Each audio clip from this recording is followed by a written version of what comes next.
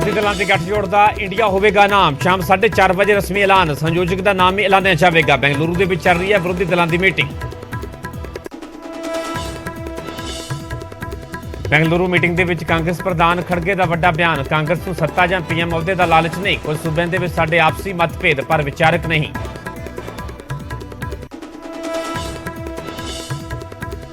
PM Modi ਦਾ ਵਿਰੋਧੀ ਦਲਾਂ ਤੇ ਤਿੱਖਾ ਹਮਲਾ। ਬੋਲੇ ਬੈਂਗਲੁਰੂ ਦੇ ਵਿੱਚ ਜੁਟੇ ਹੋਏ ਨੇ ਕੱਟੜ ਭ੍ਰਿਸ਼ਟਾਚਾਰੀ। ਇਹਨਾਂ ਦੀਆਂ ਮੀਟਿੰਗਾਂ ਦੇ ਵਿੱਚ ਭ੍ਰਿਸ਼ਟਾਚਾਰੀਆਂ ਨੂੰ ਮਿਲਦਾ ਹੈ ਸਨਮਾਨ।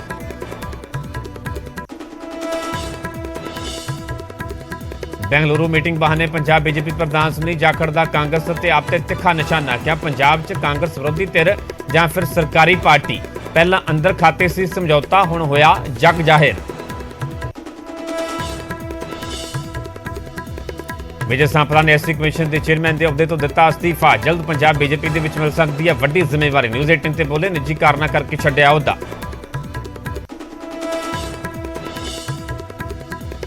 ਮਾਨਸਾ ਦੇ ਸਰਦੂਲਗੜ੍ਹ ਨੂੰ ਘੱਗਰ ਦੀ ਮਾਰ ਤੋਂ ਬਚਾਉਣ ਦੀਆਂ ਕੋਸ਼ਿਸ਼ਾਂ। ਨੈਸ਼ਨਲ ਹਾਈਵੇ ਦੇ ਉੱਤੇ ਹੀ ਬਣਾਇਆ ਜਾ ਰਿਹਾ ਬੰਨ। ਸੜਕ ਵਿਚਾਲੇ ਲਗਾਏ ਜਾ ਰਹੇ ਨੇ ਮਿੱਟੀ ਦੇ ਢੇਰ।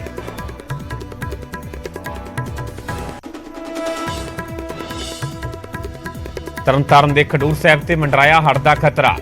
ਮੁੰਡਾ ਪਿੰਡ ਨੇੜੇ ਬਿਆਸ ਦਰਿਆ ਦਾ ਟੁੱਟਿਆ ਬੰਨ। ਇਲਾਕੇ ਦੇ ਖੇਤਾਂ ਦੇ ਵਿੱਚ ਭਰਿਆ ਪਾਣੀ। ਲੁਧਿਆਣਾ 'ਚ ਐਨਆਰਆਈ ਦਾ 73 ਹਥਿਆਰਾਂ ਦੇ ਨਾਲ ਕਤਲ। 2 ਬਦਮਾਸ਼ਾਂ ਨੇ ਸ਼ਰੇਆਮ ਕੀਤਾ ਹਮਲਾ। ਪੁਰਾਣੀ ਰੰਜਿਸ਼ ਦਾ ਜਤਾਇਆ ਜਾ ਰਿਹਾ ਸ਼ੱਕ।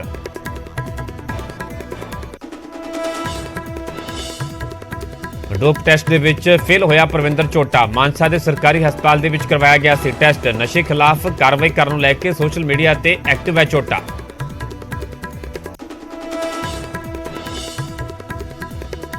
ਪਹਿਲੀ ਵਾਰ ਕੋਰਟ ਦੇ ਵਿੱਚ ਪੇਸ਼ ਹੋਏ ਬ੍ਰਿਜਭੂਸ਼ਣ ਸਿੰਘ ਨੂੰ ਮਿਲੀ ਅੰਤਰਿਮ ਜ਼ਮਾਨਤ। ਵੀਰਵਾਰ ਨੂੰ ਹੋਵੇਗੀ ਅਗਲੀ ਸੁਣਵਾਈ। ਬ੍ਰਿਜਭੂਸ਼ਣ ਤੇ 6 ਪਹਿਲਵਾਨਾਂ ਨੇ ਲਗਾਏ ਨੇ ਜਿਨਸੀ ਸ਼ੋਸ਼ਣ ਦੇ ਇਲਜ਼ਾਮ।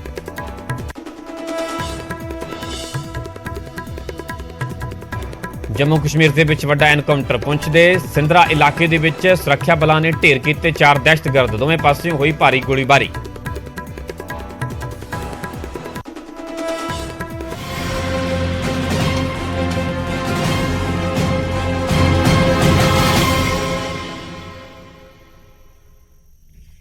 ਸਤਿ ਸ਼੍ਰੀ ਅਕਾਲ, ਤੁਸੀਂ ਵੇਖ ਰਹੇ ਹੋ ਨਿਊਜ਼ 18 ਪੰਜਾਬ ਹਰਿਆਣਾ। ਮੈਂ ਪਰਮਿੰਦਰ ਸਿੰਘ ਤੇਜਾ। ਸਾਰੇ ਦਰਸ਼ਕਾਂ ਦਾ ਬੁਲੇਟਿਨ ਸਵਾਗਤ ਹੈ। ਸ਼ੁਰੂਆਤ ਕਰਾਂਗੇ ਵੱਡੀ ਖਬਰ ਤੋਂ। ਵਿਰੋਧੀ ਦਲਾਂ ਦੀ ਬੈਠਕ ਦੇ ਨਾਲ ਜੁੜੀ ਵੱਡੀ ਖਬਰ ਹੈ। ਵਿਰੋਧੀ ਦਲਾਂ ਦੇ ਗੱਠਜੋੜ ਦਾ ਇੰਡੀਆ ਨਾਮ ਹੋਵੇਗਾ। Indian national democratic inclusive alliance ਇਸ ਦਾ ਨਾਮ ਹੋਵੇਗਾ। 4:30 ਵਜੇ ਇਸ ਨੂੰ ਲੈ ਕੇ ਰਸਮੀ ਐਲਾਨ ਕੀਤਾ ਜਾਵੇਗਾ। ਸੰਯੋਜਕ ਦਾ ਨਾਮ ਵੀ ਐਲਾਨਿਆ ਜਾਵੇਗਾ। ਬੈਂਗਲੁਰੂ ਦੇ ਵਿੱਚ ਦਰਅਸਲ ਵਿਰੋਧੀ ਦਲਾਂ ਦੀ ਅੱਜ ਮੀਟਿੰਗ ਹੋ ਰਹੀ ਹੈ।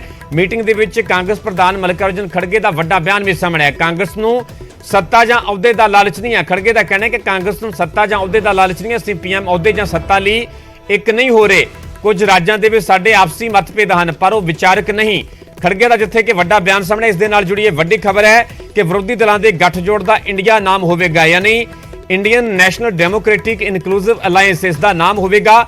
4:30 ਵਜੇ ਇਸ ਦਾ ਰਸਮੀ ਐਲਾਨ ਕੀਤਾ ਜਾਵੇਗਾ ਤੇ ਇਸ ਦੌਰਾਨ ਸੰਯੋਜਕ ਦਾ ਵੀ ਨਾਮ ਐਲਾਨਿਆ ਜਾਵੇਗਾ। ਦਰਅਸਲ ਬੈਂਗਲੁਰੂ ਦੇ ਵਿੱਚ ਵਿਰੋਧੀ ਦਲਾਂ ਦੀ ਮੀਟਿੰਗ ਹੋ ਰਹੀ ਹੈ। 2024 ਨੂੰ ਲੈ ਕੇ ਸਿੱਧੇ ਤੌਰ ਤੇ ਬੀਜੇਪੀ ਦੇ ਖਿਲਾਫ, ਕੇਂਦਰ ਸਰਕਾਰ ਦੇ ਖਿਲਾਫ ਜਿਹੜੀ ਕਿ ਤਿਆਰੀ ਕੀਤੀ ਜਾ ਰਹੀ ਹੈ। ਵਿਰੋਧੀ ਵੱਖ-ਵੱਖ ਜਿਹੜੇ ਵਿਰੋਧੀ ਧਿਰਾਂ ਨੇ ਇਕਜੁੱਟ ਹੁੰਦੀਆਂ ਨਜ਼ਰ ਆ ਰਹੀਆਂ ਨੇ। ਪਿਛਲੇ ਦਿਨੀ ਜਿਵੇਂ ਕਿ ਕਾਂਗਰਸ ਦੇ ਵੱਲੋਂ ਆਮ ਆਦਮੀ ਪਾਰਟੀ ਨੂੰ ਸਮਰਥਨ ਦਿੱਤਾ ਗਿਆ। ਇਹ ਸਾਫ਼ ਕੀਤਾ ਗਿਆ, ਐਲਾਨ ਕੀਤਾ ਗਿਆ ਕਿ ਕੇਂਦਰ ਦੀ ਆਰਡੀਨੈਂਸ ਦਾ ਕਾਂਗਰਸ ਦੇ ਵੱਲੋਂ ਵਿਰੋਧ ਕੀਤਾ ਜਾਵੇਗਾ ਤੇ ਆਮ ਆਦਮੀ ਪਾਰਟੀ ਵੀ ਇਸ ਮੀਟਿੰਗ ਦਾ ਹਿੱਸਾ ਬਣੀ। ਤੇ ਇਸੇ ਦੌਰਾਨ ਇਸ ਦੇ ਨਾਲ ਹੀ ਜੁੜੀ ਵੱਡੀ ਖਬਰ ਹੈ ਕਿ ਵਿਰੋਧੀ ਦਲਾਂ ਦੇ ਗੱਠਜੋੜ ਦਾ ਇੰਡੀਆ ਨਾਮ ਹੋਵੇਗਾ। ਇਸੇ ਖਬਰ ਤੇ ਜ਼ਿਆਦਾ ਜਾਣਕਾਰੀ ਲਈ ਸਾਡੇ ਸਹਿਯੋਗੀ ਮਨੀਸ਼ ਕਟਾਰੀਆ ਜੁੜੇ ਹੋਏ ਨੇ। ਮਨੀਸ਼, ਜਿੱਥੇ ਕਿ ਰਸਮੀ ਐਲਾਨ ਹੋਣਾ ਬਾਕੀ ਹੈ ਪਰ ਇਸ ਦੇ ਵਿਚਾਲੇ ਵੱਡੀ ਖਬਰ ਹੈ ਕਿ ਵਿਰੋਧੀ ਦਲਾਂ ਦੇ ਗੱਠਜੋੜ ਦਾ ਇੰਡੀਆ ਨਾਮ ਹੋਵੇਗਾ। ਨਾਮ ਹੀ ਕਿਤੇ ਨਾ ਕਿਤੇ ਤੈਅ ਕਰ ਲਿਆ ਗਿਆ। ਕੀ ਕੋਈ ਜਾਣਕਾਰੀ? देखो प्रविंदर, भावें प्रियंका चतुर्वेदी शिव सेना के MP है, भावें डेरेक ओब्रायन TMC के MP है, भावें ते मानिकम टैगोर कांग्रेस के MP है। इन्हां सारिਆਂ ने अपने ट्विटर हैंडल ते इस नाम का जिहड़ा ऐलान कर दिता है। वो वार-वार मैंशन कर रहे हैं कि India will win, India versus NDA। ਤੇ ਇਸ ਤਰੀਕੇ ਨਾਲ ਇਹਨਾਂ ਦੇ ਜਿਹੜੇ ਇੰਡੀਆ ਨੂੰ ਇਹ ਵਾਰ-ਵਾਰ ਕੈਪੀਟਲ ਲੈਟਰ ਵਿੱਚ ਮੈਂਸ਼ਨ ਕਰ ਰਿਹਾ ਤਾਂ ਉਸ ਤੋਂ ਸੰਕੇਤ ਮਿਲ ਰਿਹਾ ਹੈ ਕਿ ਜਿਹੜਾ ਇੰਡੀਆ ਹੈ, ਜਿਹੜਾ ਨਵਾਂ ਫਰੰਟ ਹੈ ਆਪੋਜੀਸ਼ਨ ਦਾ, ਉਸ ਦਾ ਨਾਮ ਇੰਡੀਆ ਹੋਊਗਾ ਤੇ ਉਸ ਦੀ ਹੁਣ ਜਿਹੜੀ ਆਫੀਸ਼ੀਅਲੀ ਘੋਸ਼ਣਾ ਜਿਹੜੀ ਹੁਣ ਤੋਂ ਥੋੜੀ ਦੇਰ ਬਾਅਦ ਇੱਕ ਪ੍ਰੈਸ ਕਾਨਫਰੰਸ ਹੋਏਗੀ, ਉਹਦੇ ਵਿੱਚ ਕਰ ਦਿੱਤੀ ਜਾਏਗੀ। ਤੇ ਜੇ ਇੰਡੀਆ ਦੀ ਆਪਾਂ ਫੁੱਲ ਫਾਰਮ ਦੀ ਚਰਚਾ ਕਰੀਏ ਤਾਂ ਨਾਮ ਦੱਸਿਆ ਜਾ ਰਿਹਾ ਹੈ Indian national democratic inclusive alliance. ਤੇ ਇਹ ਇੰਡੀਆ ਦੀ ਜਿਹੜੀ ਫੁੱਲ ਫਾਰਮ ਹੋਏਗੀ ਤੇ ਆਪੋਜੀਸ਼ਨ ਜਿਹੜਾ ਬੀਜੇਪੀ ਲੈਡ ਜਿਹੜੀ ਗੱਠਜੋੜ ਪਾਰਟੀਆਂ ਹੈਗੀਆਂ ਉਹਨਾਂ ਦਾ ਅਲਾਈਅੰਸ ਦਾ ਨਾਮ ਐਨਡੀਏ ਹੈ ਤੇ ਉਹਦੇ ਐਂਟੀ ਇੱਕ ਇੰਡੀਆ ਦਾ ਅਲਾਈਅੰਸ ਲਗਭਗ ਤਿਆਰ ਕਰ ਲਿਆ ਗਿਆ, ਜਿਹਨੂੰ ਟਵਿੱਟਰ ਦੇ ਰਾਹੀਂ ਸੰਕੇਤ ਮਿਲ ਰਿਹਾ ਤੇ ਦੱਸਿਆ ਜਾ ਰਿਹਾ ਕਿ ਹੁਣ ਤੋਂ ਥੋੜੀ ਦੇਰ ਬਾਅਦ ਹੀ ਜਦੋਂ ਪ੍ਰੈਸ ਕਾਨਫਰੰਸ ਹੋਏਗੀ ਉਸ ਦੇ ਵਿੱਚ ਇਸ ਦਾ ਐਲਾਨ ਕਰ ਦਿੱਤਾ ਜਾਏਗਾ। ਪਰਮਿੰਦਰ, ਜਿਸ ਤਰ੍ਹਾਂ ਆਪਾਂ ਜਾਣਦੇ ਹਾਂ ਕਿ ਬੀਜੇਪੀ ਹੋਵੇ ਜਾਂ ਐਨਡੀਏ ਹੋਵੇ ਇੱਕ ਸਪੈਸੀਫਿਕ ਸਟ੍ਰੈਟਜੀ ਦੇ ਤਹਿਤ ਕੰਮ ਕਰਦੇ ਆ ਵੀ ਹਰੇਕ ਮਾਮਲੇ ਵਿੱਚ ਕਹਿੰਦੇ ਨੇਸ਼ਨ ਫਸਟ ਇੰਡੀਆ ਫਸਟ, ਤੇ ਉਸੇ ਦਾ ਕਾਰਡ ਕੱਢਣ ਲਈ ਇਹ ਹੋ ਸਕਦਾ ਵਿਰੋਧੀਆਂ ਦੀ ਜਿਹੜਾ ਮੰਥਨ ਹੋਇਆ ਅੱਜ ਉਸ ਮੀਟਿੰਗ ਵਿੱਚ ਇਸ ਨਾਮ ਨੂੰ ਫਾਈਨਲ ਕੀਤਾ ਗਿਆ ਹੈ ਤਾਂ ਕਿ ਜਦੋਂ ਪਾਰਟੀ ਦੇ ਕੈਂਪੇਨ ਕਰਨ ਉਦੋਂ ਇਹ ਕਹਿ ਸਕਣ ਕਿ ਵੋਟ ਫॉर ਇੰਡੀਆ ਤਾਂ ਕਿ ਜਿਹੜਾ ਬੀਜੇਪੀ ਨੇਸ਼ਨ ਫਸਟ ਦੀ ਥਿਉਰੀ ਤੇ ਚੱਲਦੀ ਹੈ ਉਸ ਦੇ ਐਂਟੀ ਇੱਕ ਇੰਡੀਆ ਨਾਮ ਦਾ ਅਲਾਈਅੰਸ ਹੋਏਗਾ ਤਾਂ ਆਮ ਲੋਕਾਂ ਵਿੱਚ ਉਸ ਦਾ ਮੈਸੇਜ ਦੇਣਾ ਈਜ਼ੀ ਹੋਏਗਾ। ਜੀ ਪਰਮਿੰਦਰ। ਵਨੇਸ਼, ਜੇਕਰ ਮੀਟਿੰਗ ਦੀ ਗੱਲ ਕੀਤੀ ਜਾਵੇ ਤਾਂ ਕੀ ਸੀਟ ਸ਼ੇਅਰਿੰਗ ਨੂੰ ਲੈ ਕੇ ਵੀ ਕੋਈ ਚਰਚਾ ਹੋਈ, ਇਸ ਨੂੰ ਲੈ ਕੇ ਕੋਈ ਗੱਲ ਬਣਦੀ ਹੋਈ ਨਜ਼ਰ ਆ ਰਹੀ ਹੈ ਜਾਂ ਕਿਸ ਤਰ੍ਹਾਂ ਦਾ ਸੀਟਾਂ ਦੀ ਜਿਹੜੀ ਵੰਡ ਹੋ ਸਕਦੀ ਹੈ? ਦੇਖੋ ਪਰਮਿੰਦਰ, ਜ਼ਾਹਿਰ ਦੀ ਗੱਲ ਹੈ ਕਿ ਜੋ ਮੀਟਿੰਗ ਹੋਈ ਹੈ ਅਲਾਈਅੰਸ ਲਗਭਗ ਫਾਈਨਲ ਹੋ ਰਿਹਾ ਤਾਂ ਸੀਟ ਸ਼ੇਅਰਿੰਗ ਤੇ ਵੀ ਚਰਚਾ ਹੋਈ ਹੋਏਗੀ, ਪਰ ਜੋ ਸਾਡੇ ਸੋਰਸਿਸ ਜਾਣਕਾਰੀ ਦੇ ਰਹੇ ਹੈ ਉਹ ਇਹ ਦੇ ਰਿਹਾ ਕਿ ਅੱਜ ਦੀ ਮੀਟਿੰਗ ਜਾਂ ਅੱਜ ਦੀ ਪ੍ਰੈਸ ਕਾਨਫਰੰਸ ਵਿੱਚ ਸੀਟ ਸ਼ੇਅਰਿੰਗ ਨੂੰ ਲੈ ਕੇ ਕੋਈ ਡਿਕਲੇਰੇਸ਼ਨ ਨਹੀਂ ਹੋਏਗੀ ਕਿਉਂਕਿ ਹਜੇ ਚੋਣਾਂ ਵਿੱਚ ਲਗਭਗ 6 ਤੋਂ 7 ਮਹੀਨੇ ਪਏ ਹੈ ਤੇ ਇੰਨੀ ਜਲਦੀ ਸੀਟ ਸ਼ੇਅਰਿੰਗ ਨੂੰ ਲੈ ਕੇ ਕੋਈ ਫਾਰਮੂਲਾ ਇੰਪਲੀਮੈਂਟ ਕਰਨਾ ਆਪਣੇ ਆਪ ਵਿੱਚ ਮੁਸ਼ਕਿਲ ਹੁੰਦਾ ਹੈ। ਇਸ ਕਰਕੇ ਉਮੀਦ ਕੀਤੀ ਜਾ ਰਹੀ ਹੈ ਵੀ ਅੱਜ ਦੀ ਮੀਟਿੰਗ ਤੋਂ ਬਾਅਦ ਜਿਹੜੀ ਪ੍ਰੈਸ ਕਾਨਫਰੰਸ ਹੋਏਗੀ ਉਹਦੇ ਵਿੱਚ ਸਿਰਫ ਗੱਠਜੋੜ ਦੇ ਨਾਮ ਦਾ ਐਲਾਨ ਕੀਤਾ ਜਾਏਗਾ।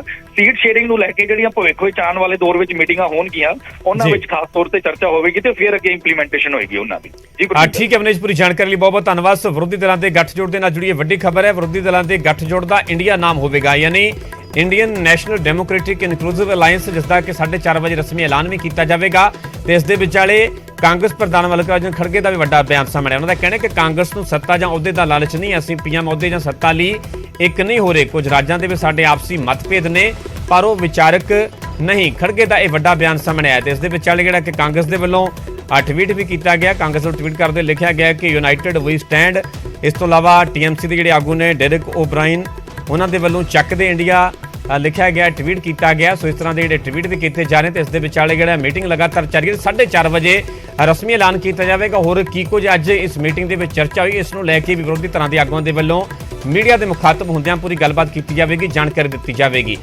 ਸੀਟ ਸ਼ੇਅਰਿੰਗ ਨੂੰ ਲੈ ਕੇ ਸੁਭਾਵਿਕ ਇਸ ਦੇ ਵਿੱਚ ਚਰਚਾ ਜ਼ਰੂਰ ਹੋਈ ਹੈ ਪਰ ਫਾਰਮੂਲਾ ਕੀ ਹੋਵੇਗਾ ਵੱਖ-ਵੱਖ ਸੂਬਿਆਂ ਨੂੰ ਲੈ ਕੇ ਅਜੇ ਇਸ ਦਾ ਇੰਤਜ਼ਾਰ ਕੀਤਾ ਜਾ ਰਿਹਾ ਕਿ ਬਿਲਕੁਲ ਚੋਣਾਂ ਦੇ ਜਾ ਕੇ ਨੇੜੇ ਹੀ ਜਦੋਂ ਹੋਰ ਬੈਠਕਾਂ ਹੋਣਗੀਆਂ, ਹੋਰ ਮੀਟਿੰਗਾਂ ਹੋਣਗੀਆਂ, ਹੋਰ ਇਕੱਠੇ ਵਿਰੋਧੀ ਧਿਰਾਂ ਦੇ ਆਗੂ ਬੈਠਣਗੇ ਤਾਂ ਉਸ ਤੋਂ ਬਾਅਦ ਹੀ ਫਾਰਮੂਲਾ ਤੈਅ ਕੀਤਾ ਜਾਵੇਗਾ। ਪਰ ਇਹ ਜ਼ਰੂਰ ਖਬਰ ਸਾਹਮਣੇ ਆ ਰਹੀ ਹੈ ਕਿ ਗੱਠਜੋੜ ਦਾ ਨਾਮ ਤੈਅ ਕਰ ਲਿਆ ਗਿਆ, ਇੰਡੀਆ ਇਸ ਦਾ ਨਾਮ ਹੋਵੇਗਾ। ਯਾਨੀ ਫੁੱਲ ਫਾਰਮ ਦੀ ਗੱਲ ਕੀਤੀ ਜਾਵੇ ਤਾਂ Indian national democratic inclusive alliance ਇਸ ਦਾ ਨਾਮ ਹੋਵੇਗਾ, ਜਿਸ ਦਾ ਕਿ 4:30 ਵਜੇ ਰਸਮੀ ਐਲਾਨ ਕੀਤਾ ਜਾਵੇਗਾ। I think it is important because Mr. Narendra Modi got a chance to rule the country for the last 10 years and he has made a complete mess of almost every sector in the country. He has created so much of hatred amongst the people. The economy is in shambles, there is so much of inflation, there is so much of unemployment in all sectors. So now I think it's a time that people of this country want to get rid of him. So everyone needs to come. जरूरी है देश के लिए, देश को बचाना है, democracy को, इसलिए हर हालत में देश के किसान, मजदूर, नौजवान, माइनॉरिटी सबकी रक्षा करना है। नरेंद्र मोदी के शासन में बिल्कुल समूचा समाप्त हो चुका।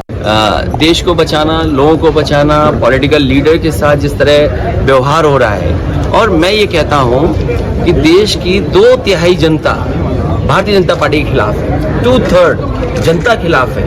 तो इस बार भारतीय जनता पार्टी का सफाया होने के लिए सब एक।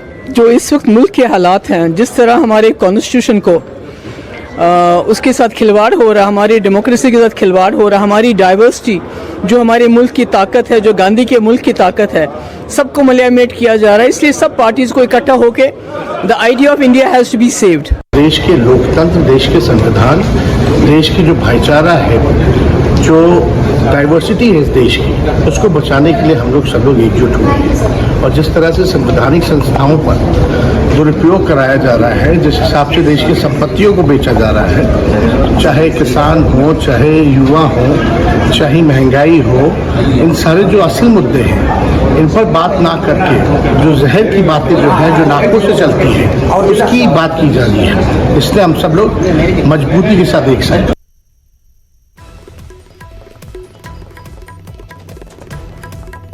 ਉਧਰ ਪੀਐਮ ਦੇ ਵੱਲੋਂ ਵਿਰੋਧੀ ਦਲਾਂ ਤੇ ਤਿੱਖਾ ਹਮਲਾ ਬੋਲਿਆ ਗਿਆ। ਬੈਂਗਲੁਰੂ ਦੇ ਵਿੱਚ ਕੱਟੜ ਭ੍ਰਿਸ਼ਟਾਚਾਰੀ ਇਕੱਠੇ ਹੋਏ ਨੇ। ਭ੍ਰਿਸ਼ਟਾਚਾਰ ਨੂੰ ਲੈ ਕੇ ਵਿਰੋਧੀਆਂ ਦੇ ਵਿੱਚ ਬਹੁਤ ਪਿਆਰ ਹੈ। ਉਹਨਾਂ ਦੇ ਲਈ ਪਿਆਰ ਪਹਿਲਾਂ, ਦੇਸ਼ ਬਾਅਦ ਹੈ। ਘੁਟਾਲਿਆਂ ਦੇ ਖਿਲਾਫ ਉਹਨਾਂ ਦੀ ਆਵਾਜ਼ ਬੰਦ ਹੈ। ਪ੍ਰਧਾਨ ਮੰਤਰੀ ਮੋਦੀ ਦੇ ਵੱਲੋਂ ਜਿੱਥੇ ਕਿ ਵਿਰੋਧੀ ਧਿਰਾਂ ਦੀ ਇਸ ਬੈਠਕ ਨੂੰ ਲੈ ਕੇ ਨਿਸ਼ਾਨਾ ਸਾਧੇਗਾ, ਉੱਥੇ ਕਿਹਾ ਗਿਆ ਕਿ ਘੁਟਾਲਿਆਂ ਦੇ ਖਿਲਾਫ ਉਹਨਾਂ ਦੀ ਆਵਾਜ਼ ਬੰਦ ਹੈ। ਕੁਝ ਲੋਕ ਕਰੋੜਾਂ ਦੇ ਘੁਟਾਲਿਆਂ ਦੇ ਵਿੱਚ ਜ਼ਮਾਨਤ ਤੇ ਹਨ। ਜਿਹੜਾ ਜਿੰਨਾ ਵੱਡਾ ਭ੍ਰਿਸ਼ਟਾਚਾਰੀ ਉਸਦਾ ਉਨਾ ਸਨਮਾਨ। ਵਿਰੋਧੀ ਦਲ ਦੇ ਸਿਰਫ ਆਪਣਾ ਭਲਾ ਕਰਦੇ ਸੀ। ਦੇਸ਼ ਦੀ ਦੁਰਦਸ਼ਾ ਦੇ ਲਈ ਜ਼ਿੰਮੇਵਾਰ ਲੋਕਾਂ ਨੇ ਆਪਣੀਆਂ ਦੁਕਾਨਾਂ ਖੋਲੀਆਂ ਨੇ। ਗੀਤ ਕੁਝ ਹੋਰ ਗਾ ਰਹੇ ਆ ਪਰ ਹਕੀਕਤ ਕੁਝ ਹੋਰ ਹੈ। ਲੇਬਲ ਕੋਈ ਹੋਰ ਹੈ ਅਤੇ ਪ੍ਰੋਡਕਟ ਕੋਈ ਹੋਰ ਹੈ। ਉੱਥੇ ਪ੍ਰਧਾਨ ਮੰਤਰੀ ਨੇ ਕਿਹਾ ਕਿ 24 ਦੇ ਲਈ 26 ਹੋਣ ਵਾਲੇ ਦਲਾਂ ਤੇ ਇਹ ਫਿੱਟ ਬੈਠਦਾ ਹੈ। ਇਹਨਾਂ ਦੀਆਂ ਦੁਕਾਨਾਂ ਤੇ ਜਾਤੀਵਾਦ ਦਾ ਜ਼ਹਿਰ ਹੈ। ਕਈ ਚਿਹਰਿਆਂ ਵਾਲੇ ਲੋਕ ਹੁਣ ਬੈਂਗਲੁਰੂ ਦੇ ਵਿੱਚ ਨੇ। ਪ੍ਰਧਾਨ ਮੰਤਰੀ ਨਰਿੰਦਰ ਮੋਦੀ ਦੇ ਵੱਲੋਂ ਵਿਰੋਧੀ ਧਿਰਾਂ ਦੀ ਬੈਠਕ ਨੂੰ ਲੈ ਕੇ ਇਹ ਤਿੱਖਾ ਹਮਲਾ ਬੋਲਿਆ ਗਿਆ। गाइड कुछ है, हाल कुछ है, लेबल कुछ है, माल कुछ है। 24 के लिए 26 होने वाले राजनीतिक दलों पर ये बड़ा फिट बैठता है। गाइड कुछ है, हाल कुछ है, लेबल कुछ है और माल कुछ है। यानी गाना कोई और गाया जा रहा है जबकि सच्चाई कुछ और है। लेबल किसी और का लगाया गया है जबकि प्रोडक्ट कुछ और ही है। इनकी दुकान की यही सच्चाई है। इनकी दुकान पर 2 चीजों की गारंटी मिलती है। एक तो ये अपनी दुकान पर जातिवाद का जहर बेचते हैं और दूसरा ये लोग असीमित भ्रष्टाचार करते हैं। आजकल ये लोग बेंगलुरु में जुटे हैं। एक जमाने में एक गाना बहुत मशहूर था, मुझे तो पूरा याद नहीं है लेकिन मुझे याद आ रहा है। एक चेहरे पर कई चेहरे लगा लेते हैं लोग। एक चेहरे पर कई चेहरे लगा लेते हैं लोग। आप देखिए ये लोग कितने चेहरे लगाकर बैठे हैं। जब ये लोग कैमरे के सामने एक फ्रेम में आ जाते हैं तो पहला विचार देश के सामने क्या आता है? पहला विचार देश के लोगों के मन में यही आता है, पूरा फ्रेम देख करके देशवासी यही बोल उठता है, लाखों करोड़ों रुपए का भ्रष्टाचार। इनका प्रोडक्ट है 20 लाख करोड़ रुपए के घोटाले की गारंटी। 20 लाख करोड़ रुपए के घोटाले की गारंटी। साथियों, इस बैठक की एक और खास बात है। अगर कोई करोड़ों के घोटाले में जमानत पर है तो उसे बहुत सम्मान की नजर से देखा जाता है। अगर पूरा का पूरा परिवार ही जमानत पर है तो उसकी और ज्यादा खातिरदारी होती है। भ्रष्टाचार को लेकर इनमें बड़ी आत्मीयता है, बड़ा प्रेम है। इसलिए 20 लाख करोड़ रुपए के भ्रष्टाचार की गारंटी देने वाले ये लोग बड़े प्रेम से, बड़ी आत्मीयता से आपस में मिल रहे हैं। जुटे हुए ये सभी परिवारवाद के कट्टर समर्थक हैं। न खाता न वही, जो परिवार कहे वही सही। 2024 ਦੀਆਂ ਉਹਦੇ ਕੁਦਰਤੀ ਹੈ ਕਿ ਚਾਹੇ ਆਪੋਜੀਸ਼ਨ ਹੋਵੇ ਚਾਹੇ ਸਰਕਾਰ ਹੋਵੇ, ਉਹਨਾਂ ਦੀ ਜ਼ਿੰਮੇਵਾਰੀ ਬਣਦੀ ਹੈ ਕਿ ਉਹ ਦੁਬਾਰਾ ਸਰਕਾਰ ਦੀ ਹੁੰਦੀ ਹੈ ਕਿ ਅਸੀਂ ਦੁਬਾਰਾ ਜਿੱਤੀਏ, ਆਪੋਜੀਸ਼ਨ ਦੀ ਹੁੰਦੀ ਹੈ ਕਿ ਉਹ ਹਾਰਨ। ਇਸ ਕਰਕੇ ਉਹ ਤਾਂ ਕੁਦਰਤੀ ਹੈ, ਦੋਨਾਂ ਨੇ ਆਪਣੀ ਸ਼ਕਤੀ ਪ੍ਰਦਰਸ਼ਨ ਦਿਖਾ ਰਹੇ ਨੇ। ਲੇਕਿਨ ਜੋ ਮੈਨੂੰ ਪਤਾ ਲੱਗਿਆ ਉਹਦੇ 'ਚ ਇਹ ਹੈ ਕਿ NDA ਦੀਆਂ 38 ਪਾਰਟੀਆਂ ਜਾਣੀਆਂ, ਉਹਨਾਂ ਦੀਆਂ 26 ਪਾਰਟੀਆਂ। ਤੇ ਹੁਣ ਤਾਂ ਦੇਖਣਾ ਪਏਗਾ। ਇੱਥੇ ਵੀ ਇਹੀ ਕੱਲ੍ਹ ਹੀ ਮੈਨੂੰ ਆਇਆ ਸੀਗਾ ਮੰਤਰੀ ਸਾਹਿਬ ਦਾ ਯਾਦਵ ਸਾਹਿਬ ਦਾ ਟੈਲੀਫੋਨ ਕਿ ਸਿਰਫ ਤੇ ਸਿਰਫ 1924 ਦੇ ਇਲੈਕਸ਼ਨਾਂ ਬਾਰੇ ਡਿਸਕਸ਼ਨ ਹੈ, ਹੋਰ ਕੋਈ ਨਾ UCC ਨਾ ਕੋਈ ਹੋਰ ਕੋਈ ਮਸਲਾ ਨਹੀਂ ਕੋਈ ਕਿਹਾ ਜਾਏਗਾ। ਲੇਕਿਨ ਮੈਂ ਸਮਝਦਾ ਕਿ ਪੰਜਾਬ ਲਈ ਥੋੜ੍ਹਾ ਜਿਹਾ ਸਾਨੂੰ ਦੱਸਣਾ ਵੀ ਪੈਣਾ ਹੈ ਔਰ BJP ਦੀ ਲੀਡਰਸ਼ਿਪ ਨੂੰ ਵੀ ਪਤਾ ਹੈ ਕਿ ਉਹਨਾਂ ਨੇ ਵੀ ਆਪਣੀ ਸਟ੍ਰੈਟਜੀ ਚੇਂਜ ਕੀਤੀ ਹੈ, ਉਹਨਾਂ ਨੇ ਆਪਦਾ ਪ੍ਰਧਾਨ ਵੀ ਬਦਲਿਆ। ਉਧਰ ਬੈਂਗਲੁਰੂ ਮੀਟਿੰਗ ਦੇ ਬਹਾਨੇ BJP ਦੇ ਵੱਲੋਂ ਵੱਡਾ ਹਮਲਾ ਬੋਲਿਆ ਗਿਆ। ਸੁਨੀਲ ਜਾਖੜ ਨੇ ਕਾਂਗਰਸ ਅਤੇ ਆਪ ਨੂੰ ਘੇਰਿਆ। ਪੰਜਾਬ ਦੇ ਵਿੱਚ ਕਾਂਗਰਸ ਵਿਰੋਧੀ ਧਿਰ ਹੈ ਜਾਂ ਸਰਕਾਰੀ ਪਾਰਟੀ? ਜਾਖੜ ਦੇ ਵੱਲੋਂ ਸਿੱਧੇ ਤੌਰ ਤੇ ਸਵਾਲ ਖੜਾ ਕੀਤਾ ਗਿਆ। ਉੱਥੇ ਸੁਨੀਲ ਜਾਖੜ ਨੇ ਕਿਹਾ ਕਿ ਵਿਜੀਲੈਂਸ ਦੇ ਡਰੋਂ ਪਹਿਲਾਂ ਅੰਦਰ ਖਾਤੇ ਸਮਝੌਤਾ ਸੀ, ਹੁਣ ਜੱਗ ਜ਼ਾਹਿਰ ਹੈ। ਹੜ੍ਹ ਦੇ ਹਾਲਾਤ ਵਿਚਾਲੇ CM ਘੁੰਮ ਰਹੇ ਨੇ ਬਾਹਰ। ਬੈਂਗਲੁਰੂ ਮੀਟਿੰਗ ਦੇ ਵਿੱਚ CM ਮਾਨ ਦਾ ਕੀ ਕੰਮ ਹੈ? ਸੁਨੀਲ ਜਾਖੜ ਦਾ ਕਹਿਣਾ ਕਿ ਬੈਂਗਲੁਰੂ ਮੀਟਿੰਗ ਦੇ ਵਿੱਚ CM ਮਾਨ ਦਾ ਕੀ ਕੰਮ ਹੈ? ਕੇਜਰੀਵਾਲ ਨੂੰ ਸਿਰਫ ਹਵਾਈ ਜਹਾਜ਼ ਦਿੰਦੇ ਨੇ ਮੁੱਖ ਮੰਤਰੀ ਮਾਨ। ਸੁਨੀਲ ਜਾਖੜ ਦੇ ਵੱਲੋਂ ਵੱਡਾ ਹਮਲਾ ਬੋਲਿਆ ਗਿਆ। ਸੋ ਬੈਂਗਲੁਰੂ ਮੀਟਿੰਗ ਦੇ ਬਹਾਨੇ BJP ਦੇ ਵੱਲੋਂ ਵੱਡਾ ਹਮਲਾ ਬੋਲਿਆ ਗਿਆ। ਸੁਨੀਲ ਜਾਖੜ ਨੇ ਕਾਂਗਰਸ ਤੇ ਆਪ ਨੂੰ ਨਿਸ਼ਾਨੇ ਤੇ ਲਿਆ। ਜਾਖੜ ਨੇ ਸਵਾਲ ਕੀਤਾ ਕਿ ਪੰਜਾਬ ਦੇ ਵਿੱਚ ਕਾਂਗਰਸ ਵਿਰੋਧੀ ਧਿਰ ਜਾਂ ਸਰਕਾਰੀ ਪਾਰਟੀ? ਵਿਜੀਲੈਂਸ ਦੇ ਡਰੋਂ ਪਹਿਲਾਂ ਅੰਦਰ ਖਾਤੇ ਸਮਝੌਤਾ ਸੀਗਾ ਤੇ ਹੁਣ ਜੱਗ ਜ਼ਾਹਿਰ ਹੋ ਗਿਆ।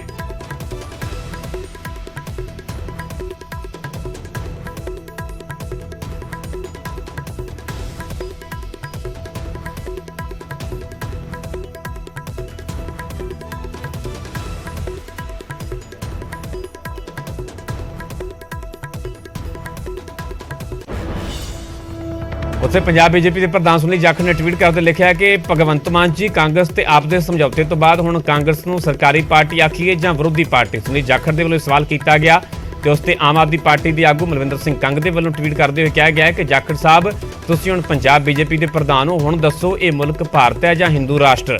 ਮੁਲਕ ਦੇ ਵਿੱਚ ਲੋਕਸ਼ਾਹੀ ਹੈ ਜਾਂ ਤਾਨਾਸ਼ਾਹੀ? ਤੇ ਸੁਨੀਲ ਜਾਖੜ ਨੇ ਸਵਾਲ ਖੜਾ ਕੀਤਾ ਤਾਂ ਫਿਰ ਆਪ ਨੇ ਪਲਟਵਾਰ ਕਰਦਿਆਂ ਸੁਨੀਲ ਜਾਖੜ ਨੂੰ ਇਹ ਸਵਾਲ ਕਰ ਦਿੱਤੇ।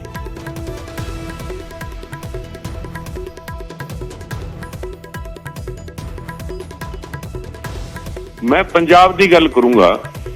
पंजाब के अंदर हड़ की स्थिति बनी हुई है जी। पंजाब के मुख्यमंत्री सिर्फ एक हवाई जहाज केजरीवाल साहब नूं मुहैया कराने वास्ते उत्थे बैठे है। मैनूं नहीं लगता उत्थे मुख्यमंत्री भगवंत मान जी की कोई कंट्रीब्यूशन है उस कंसलटेशन दे विच। कल भी इत्थों पंजाब दे विच छड्ड के उत्थे चले गए, अज भी शायद उन्हां दी उत्थे ही है शमूलीयत। ते ਇਹਦੇ ਵਾਸਤੇ ਪੰਜਾਬ ਦੇ ਲੋਕ ਤਾਂ ਸਵਾਲ ਕਰਨਗੇ ਵੀ ਤੁਸੀਂ ਪੰਜਾਬ ਦਾ ਮੁੱਦਾ ਛੱਡ ਕੇ ਉੱਥੇ ਜਾ ਕੇ ਗੱਲ ਕਰੀ ਜਾ ਰਹੇ ਹੋ। ਅਗਰ ਸਿਰਫ ਹਵਾਈ ਜਹਾਜ਼ ਦੇਣਾ ਸੀ, ਕਿਸੇ ਮੰਤਰੀ ਸਾਹਿਬ ਨੂੰ ਭੇਜ ਦਿੰਦੇ ਉਹਨਾਂ ਦੇ ਨਾਲ। ਜਾਖੜ ਸਾਹਿਬ, ਜ਼ਿਕਰ ਆਮ ਆਦਮੀ ਪਾਰਟੀ ਦਾ ਕਰ ਰਹੇ ਹੋ, ਪਰ ਪਿਛਲੇ ਦਿਨਾਂ 'ਚ ਇੱਕ ਤਾਂ ਰਾਸ਼ਟਰੀ ਪਾਰਟੀ ਦਾ ਉਹਨਾਂ ਨੂੰ ਜਿਹੜਾ ਹੈ ਅਹੁਦਾ ਮਿਲ ਗਿਆ ਹੈ, ਉਸਥੇ ਥਾਂ ਬਣਾ ਲਈ ਹੈ ਕਿਉਂਕਿ ਕੁੱਲ 6 ਹੀ ਪਾਰਟੀਆਂ ਨੇ ਪੂਰੇ ਦੇਸ਼ 'ਚ ਜਿਨ੍ਹਾਂ ਨੂੰ ਇਹ ਥਾਂ ਮਿਲੀ ਹੋਈ ਹੈ। ਔਰ ਦੂਸਰਾ ਉਹਨਾਂ ਦਾ ਕਹਿਣਾ ਹੈ ਕਿ ਸਾਡਾ ਏਜੰਡਾ ਇਹੀ ਹੈ ਕਿ ਲੋਕਾਂ ਤੱਕ ਅਸੀਂ ਆਵਾਜ਼ ਪਹੁੰਚਾਈਏ ਕਿ ਕਿਸ ਤਰੀਕੇ ਦੀਆਂ ਨੀਤੀਆਂ ਨੇ। ਔਰ ਹੁਣ ਵੀ ਬਾਰ-ਬਾਰ ਇਹੀ ਕਿਹਾ ਜਾ ਰਿਹਾ ਹੈ ਕਿ ਜਿਸ ਤਰੀਕੇ ਦੇ ਨਾਲ BJP ਕੰਮ ਕਰ ਰਹੀ ਹੈ ਪੂਰੇ ਦੇਸ਼ ਪੱਧਰ ਤੇ, ਲੋੜ ਹੈ ਹਰ ਇੱਕ ਜਣਾ ਸੁਚੇਤ ਹੋਵੇ। ਜੇ ਪੂਰੇ ਦੇਸ਼ ਦਾ ਭਲਾ ਹੋਏਗਾ ਤਾਂ ਹੀ ਪੰਜਾਬ ਦਾ ਹੋਏਗਾ, ਉਸ ਪੱਧਰ ਤੇ ਕੰਮ ਕੀਤਾ ਜਾ ਰਿਹਾ। ਔਰ ਜਿਵੇਂ ਹੁਣ ਕਾਂਗਰਸ ਔਰ ਆਮ ਆਦਮੀ ਪਾਰਟੀ ਨੇ ਵੀ ਜਿਸ ਆਰਡੀਨੈਂਸ ਦੇ ਮਸਲੇ ਤੇ ਸਮਰਥਨ ਕੀਤਾ, ਉਹ ਵੀ ਜ਼ਿਕਰਯੋਗ ਹੈ। ਜ਼ਿਕਰਯੋਗ ਬਿਲਕੁਲ ਹੈ। ਜਿਹੜੇ ਜਿਸ ਕਿਸਮ ਨਾਲ ਇਕੱਠੇ ਹੋ ਰਹੇ ਆ, ਬਿਲਕੁਲ ਦੇਖਣ ਵਾਲੀ ਗੱਲ ਹੈ। ਮੈਂ ਇੱਕ ਸਵਾਲ ਸ਼ਾਇਦ ਪੰਜਾਬ ਦੇ ਲੋਕਾਂ ਦੇ ਮਨ 'ਚ ਵੀ ਹੈ, ਮੈਂ ਵੀ ਆ ਤੁਹਾਡੇ ਰਾਹੀਂ ਪੁੱਛਣਾ ਚਾਹੁੰਦਾ, ਉਹ ਜਵਾਬ ਦੇਣਗੇ ਜਾਂ ਕਿਸ ਤਰ੍ਹਾਂ ਹੈ ਵੀ ਅੱਜ ਪੰਜਾਬ ਕਾਂਗਰਸ ਦੀ ਕੀ ਸਥਿਤੀ ਹੈ? ਕੀ ਪੰਜਾਬ ਕਾਂਗਰਸ ਸਰਕਾਰ ਹੈ, ਸਰਕਾਰ ਦਾ ਹਿੱਸਾ ਹੈ ਜਾਂ ਆਪੋਜੀਸ਼ਨ ਹੈ ਜਾਂ ਵਿਚਕਾਰ ਹੈ? ਕਿੱਥੇ ਖੜੇ ਹੈ ਪੰਜਾਬ ਕਾਂਗਰਸ ਅੱਜ? ਉਹਨਾਂ ਨੂੰ ਕੀ ਕਵਾਂਗੇ, ਸਰਕਾਰ ਕਵਾਂਗੇ ਜਾਂ ਆਪੋਜੀਸ਼ਨ ਕਵਾਂਗੇ? ਭਾਨੂਮਤੀ ਦਾ ਕੁਨਬਾ ਹੈ UPA, ਜਿਹੜਾ ਨਾ ਕੋਈ ਨੇਤਾ ਹੈ, ਨਾ ਨੀਤੀ ਹੈ, ਨਾ ਨੀਅਤ ਹੈ। ਬਣਨ ਤੋਂ ਪਹਿਲੇ ਹੀ ਵਿਖਰ ਰਿਹਾ।